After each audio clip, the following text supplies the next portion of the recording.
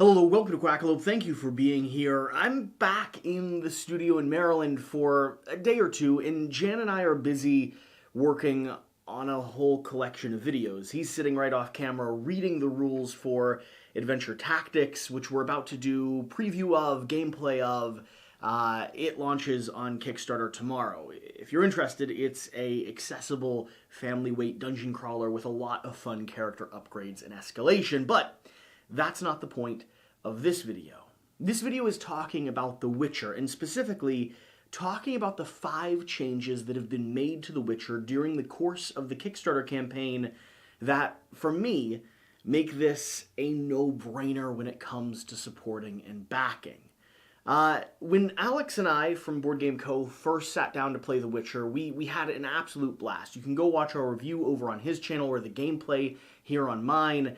And you can see, we are having a good time, but there were still a few caveats, a few elements that, for us, didn't necessarily make the game, well, perfect, right? There was a few things we still wanted to see change. Specifically, the idea of hunting the monsters, having them be a little bit more ambient, or the deck-building side of the game. We thought there should be maybe some better cards or more ways to chain, combine, and upgrade your deck. And basically, everything there was for me to complain about has been addressed in one way or another. And over the last week or so, Board Game Co. keeps texting me in our friend group saying, Jesse, did you see this update? Jesse, have you paid attention to this change? Jesse, oh my gosh, they added this. And every single time, it's pulled me back into the campaign, had me interested, and got me re-excited about what they're doing with The Witcher. From our standpoint, The Witcher, which is a story-driven, deck-building sort of adventure game, you're questing out, competing with your fellow Witchers, doing your very best to slay as many demons or creatures or monsters that are there on the table by training your skills, by upgrading, by gathering potions, by going on narrative journeys, by doing a little bit of a choose-your-own-adventure. It is right up my alley, but my biggest complaint was the fact that it was a little bit more intro level, a little bit more one-shot, a little bit more sort of family-friendly game, or new gamer-friendly. And for me, I like that, but I also want room to expand. I also want room to grow and sort of dig into the complexity of a system. And I was really hoping that they would do that with Kickstarter. So I'm going to go through all the changes that have been made to Witcher and let you know the things that Alex has been texting me and the things that I'm excited about, the things that for me make this, well, like I said, a no-brainer to support, which, I mean, given the amount of people that have already backed them and the amount of money they've already raised, I don't know that I need to tell anyone this, but I still thought it would be a fun video to do. First off, they have added, at the moment, because they're running a consecutive campaign over in the other region, they have added a total of 168 extra story cards. These story cards are going to be the choose-your-own-adventure, the narrative element, when you decide if you're going to explore the city or explore the ruins when you arrive to a location. It is a core and central part of the game, and one of the parts that, for me, I was a little concerned that I would learn all of the potential.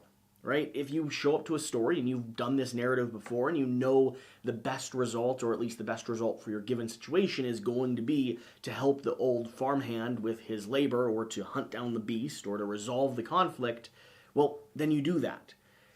They already had, I believe, 128 in the base game, and we are adding 168 extra, and the campaign's not over yet. That means the opportunity to come across the same scenario time and time again. I think in an average gameplay you come across maybe 15, 20 for a very long gameplay. The opportunity to run into those multiple times is so limited. For me, that is so exciting. The writing, the flavor text, the development, the story, the narrative, all of that was really well done in the prototype that we had. And the fact that they're adding even more of that into this base game, or into the base game, but into the game as a whole, is a really positive sign. Next is going to be the additional monsters and the additional Witcher. And again, the campaign's not over, and so I think, or I hope, there's going to be some more surprises when it comes to creatures and people that you can play down the road. But the big thing is going to be the fact that they've introduced a whole variety of different types of characters and types of creatures that you can go up and face. And this is going to compound into the next point, the Monster Trial expansion. This is going to bring in character-specific or monster-specific big cards. These are going to have effects on them. They're going to have consequences. They're going to make the creatures feel more unique and more custom to play. This is going to be probably the biggest thing that I wanted resolved in this base game compared to the prototype that I played. I really desperately wanted to feel like I was fighting a creature, instead of feeling like I was fighting some ambient monster with an image over to the side. I wanted every encounter to feel unique and to feel special or customized, and that's what these giant cards are doing. Now, it is an expansion, so you do have to add it, and it isn't something that you need to include in every single game, because it will bog down playtime a little bit and won't be as user-friendly for new players. But for myself, this is just going to be mixed into the base game. This is going to be something that I include, period, because when I go up against any of these different beasts, I want them to feel personal. I want it to feel like I really did overcome and slay and prepare to fight that specific creature. Along with that is going to be the idea of being able to trail them. This is really, really cool and really, really important. The idea of The Witcher for me is showing up to a location and getting rumors of or hearing about, or sometimes crossing paths with a beast that you didn't expect. For the most part, it's about discovery and mystery and figuring out what needs to be done to rescue the town or accomplish your goal or, earn the wealth from the keep.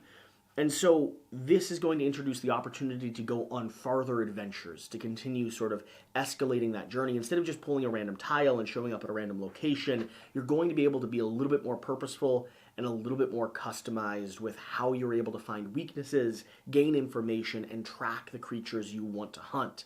Again, this is just adding way more to the depth of the story, to your role as you're playing a Witcher, and more specifically, to the encounters that you're facing. You'll be able to gain information on these creatures, understand a bit about how they play, learn a bit about their weaknesses, or gain benefits from going on extra journeys to seek them out. Again, this is something that, for me, will just be standard when I sit down to play. It may lengthen the playtime a little bit as you go on farther-reaching adventures in order to accomplish your goal, but ultimately, it improves a core system of the game. It improves one of the major complaints I had, and I'm really glad they've done this. The next two things that I have, we're introducing advanced action cards. This would be the other major complaint that I had. I mean, they're hitting every single dot that I wanted to see changed. Instead of just having the standard iconography with the sequencing of action cards from your hand and the multi-use cards that allow you to play down to move from region to region or play down in a series to match colors to do different types of attacks, they've introduced a whole slew of custom abilities and custom card types that have a little bracket down at the bottom corner that allow you to do some special actions or special moves. These are going to come into play when you're playing a sequence of cards, and sometimes they'll come into play when you're playing out of hand or when you're playing moving across the board. It's really, really cool, and it, again, is modular, so you can choose to mix it in or not. And I'm just going to shuffle these, I think, 90 or so cards into the main deck and just have them permanently available for when I play. And then finally, we're going to have the addition of bomb cards. Bomb cards are going to be like the potion cards that we get, except they take a little bit more precision to craft, and they're super powerful when you use them, allowing you to do a massive amount of damage or stun or do just a big effect at the very beginning of a fight. They require a bit more precision to use, a lot more work to craft, and they're super powerful. This just escalates the degree of potential fun and crazy things that you can do during the course of the game. And then lastly, just a fun little addition that Alex texted me is going to be the Lost Mount expansion, which references to how video games sometimes have weird quirks and bugs, such as a horse stuck on top of a building. And this will allow you to move a little bit more comfortably across the game state. When you arrive to the location, you'll be able to move a little bit more freer, because the horse can and will show up anywhere for you.